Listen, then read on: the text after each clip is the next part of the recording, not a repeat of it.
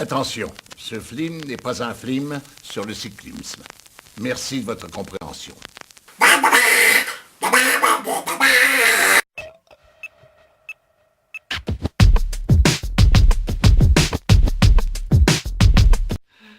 reconnais dans la merde là. En toute honnêteté, je pensais pas qu'il y avait moyen que je trouve un jour un film que je considérerais pire que The Boat That Rocked, qui en français s'appelle Good Morning England, parce que c'est bien connu, on fait n'importe quoi. Et bien ça y est, sonnez les trompettes, Adam Shankman l'a fait avec Rock of Ages, ou en VF toujours, parce que c'est toujours n'importe quoi, hein, Rock Forever. Alors là les mecs, vous avez fait quand même très fort. Parce que ce qu'il faut reconnaître à Good Morning England, je vais utiliser le titre français pour faire plaisir aux quelques gens un peu débiles qui auraient du mal à comprendre de quoi je parle en prenant le titre original. Ce qu'il y avait pour lui, c'était une putain de BO. Certes, il n'y avait rien d'exceptionnel. C'était le top 50 des années 60-70. Tu vois, je regardais le film et ah, j'adore cette chanson, putain, j'adore celle-là, j'adore celle-là. Ouais, mais je les connaissais toutes, quoi. Donc, il n'y avait pas un moment où je me suis dit, tiens, cette chanson-là, eh bien, je vais me renseigner pour savoir ce que c'est. Non, donc, voilà. Finalement, tu vois, ça passait, tu te disais, il y a au moins un truc bien dans le film, même si c'est une énorme dope qui ne raconte absolument rien d'intéressant.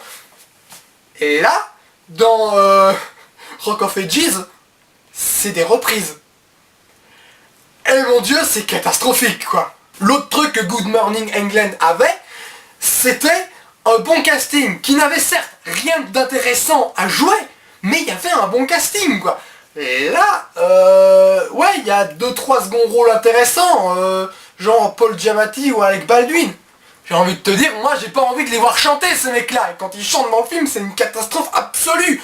Donc, putain, et tu prends les deux personnages principaux, là, mais c'est des têtards, quoi. Qu'est-ce que t'as... Putain, qu'on soit bien d'accord.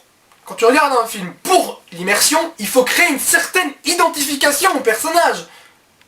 Comment tu peux t'identifier à deux personnages sans intérêt qui sont là uniquement parce que le film est calibré pour un public d'ados débiles? Moi je ne supporte pas ça. Les mecs, j'avais envie de les tarter pendant tout le film, quoi. Ça démarre quand même, la meuf, elle arrive à Los Angeles dans son putain de bus, elle chante, il y a tout le bus qui se met à chanter. Non mais vraiment, j'étais là, mais je regardais le film et j'étais... C'est pas vrai, quoi. Putain, je te jure, c'est horrible. Bryan Cranston, il apparaît dans le film. Heureusement, il a pas beaucoup de scènes. Le mec, attends, ce qu'il fait à la télé, c'est formidable. Il faut vraiment qu'il choisisse mieux ses rôles au cinéma, quoi, parce que là, c'est juste insupportable. Et puis, mention spéciale à Russell Brand, qui, je sais pas comment ça se fait, mais apparemment est populaire et tout. J'ai envie de le tarter, ce mec, putain, je ne le supporte pas. Déjà qu'il m'a gâché tout le bien que moi. Ça reste pour moi la meilleure comédie romantique de ces 15 dernières années facilement, hein. Mais Forgetting Sarah Marshall, il m'a pompé dans ce film, quoi, j'avais envie de le taper. Donc, il aurait pu me gâcher le film. Heureusement, je suis passé outre, parce que son personnage n'est pas forcément non plus super important. Enfin, si, il est important, mais c'est pas le personnage le plus primordial de l'histoire. Putain, quoi. Je te jure, quand tu vois le spin-off qu'ils ont fait autour de son personnage, c'est juste irregardable, quoi. Donc, t'as envie de dire... Ça prouve ce que ça veut dire. Non mais il faut se débarrasser de ce mec, il faut arrêter, je sais pas pourquoi. Le fait qu'il ait niqué Katy Perry, je sais pas. Mais il faut arrêter maintenant. Il faut se débarrasser de Russell Brand. S'il vous plaît, aidez-moi. Mais attends, parce que quand ça chante, le film, il est ridicule. En plus, il n'y a personne qui sait chanter, à part 2-3 rôles comme ça qui arrivent. Malina Kerman, par exemple, elle s'en sort très bien, elle chante très bien, tu vois. Elle chante face à Tom Cruise. Je peux te dire que Tom Cruise, il est ridicule à côté d'elle, quoi. Putain, voilà, c'est ça le truc. C'est toujours comme ça. Mais attends, parce que je te dis, quand ça chante, c'est ridicule. Quand ça chante plus, c'est chiant comme la mort. Je te dis, il y avait tétard à la con, là. Mais en plus de ça, en plus, tu tapes un truc super mal écrit. Et sérieux, quoi. Comment t'as envie de t'intéresser à ce truc? C'est insupportable, ce film. Les mecs comme ça, ils essaient de te balancer une histoire d'amour. Bon, ok, moi je veux bien, hein, tu fais ce que t'as envie de faire. Sauf que dès la rencontre, c'est le truc, t'y crois. Juste pas, quoi.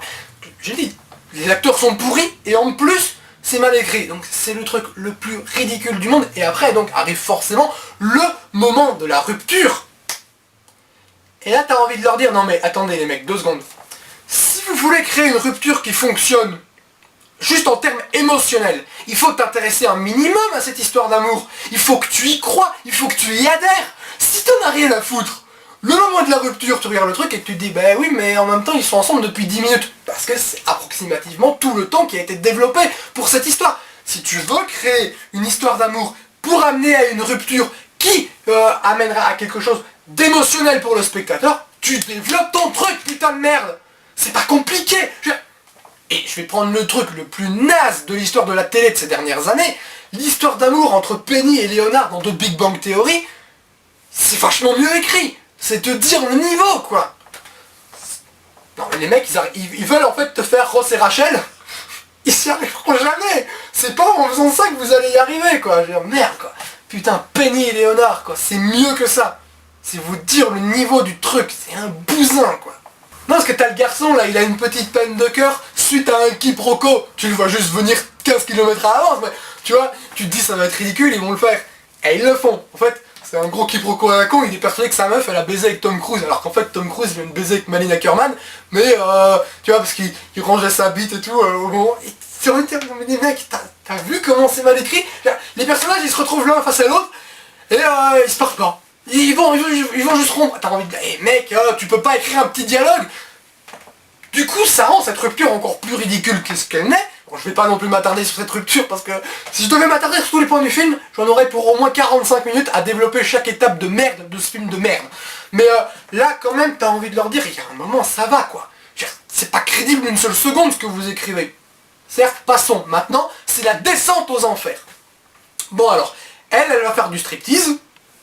Super. Et lui, il va rejoindre un boys band. Alors, déjà, j'ai envie de vous dire, les mecs, vous moquez des boys bands 15 ans après la bataille, c'est stupide, ça ne sert à rien. Tu vois. Et ça arrive et ça te dit que ça a un esprit rock'n'roll, et pendant tout le film, il te dit des trucs genre, ouais, pour le rock'n'roll, mec, ouais, vive le rock'n'roll, t'es mon frère rock'n'roll. Les mecs, vous êtes juste en train de faire de la pop avariée, c'est tout. En fait, Rock of Ages est au rock ce que Justin Bieber est à la musique en général. Une insulte suprême.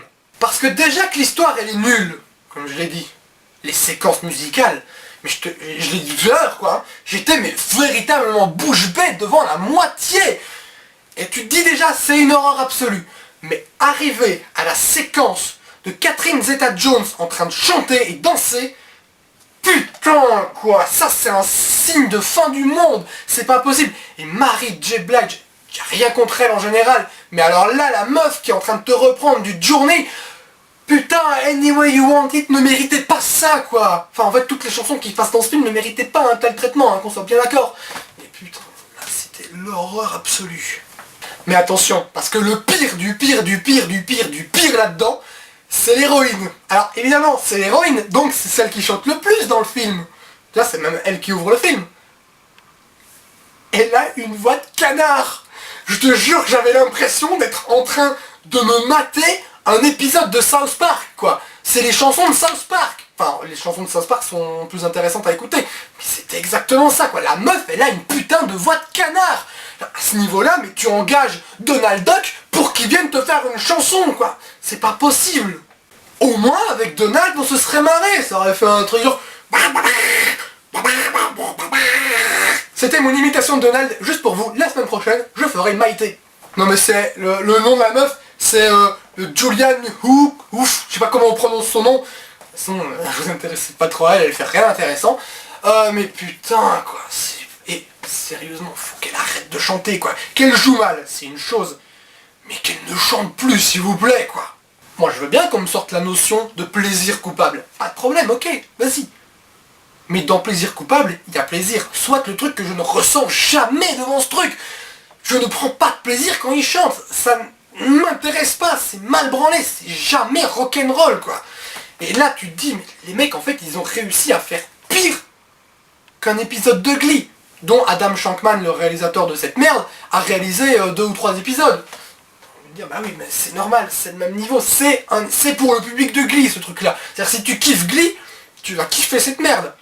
Parce que t'as pas de goût, ou alors t'es vraiment très neuneux, je sais pas. Mais il y a un moment, putain, si tu te dis que Rock of Ages est vraiment un étendard rock, mec, va te faire soigner, quoi, c'est pas possible. Non mais directement numéro 1 dans le top des pires daubes de l'année 2012, hein, sans conteste, quoi. C'est, il n'y a pas de challenger, là, le film, hein, il gagne haut la main, il n'y a pas de problème, vous pouvez sortir tout ce que vous voulez comme merde, il a gagné. C'est même plus du jeu, quoi. Sur ce, moi, je vais aller me laver les yeux et les oreilles, et je vous invite donc à aller découvrir de vrais films rock'n'roll, type, je sais pas moi, par exemple, Presque Célèbre, qui là pour le coup est un véritable chef-d'œuvre, ou encore Empire Records, pour ne pas en citer non plus de trop. Donc voilà, faites-vous plaisir, matez-vous ça, parce que Rock of Ages, vous le foutez directement au chiottes, vous tirez la chasse une bonne dizaine de fois, parce que c'est le genre de grosse merde qui a toujours du mal à partir. Alors à la limite, tu prends un truc, tu le casses en deux pour que ça parte un peu mieux, mais ça suffit pas non plus. Donc faut bien tirer la chasse, hein, et après même tu fous le feu aux chiottes et tout, quoi. Ce film est une merde absolue.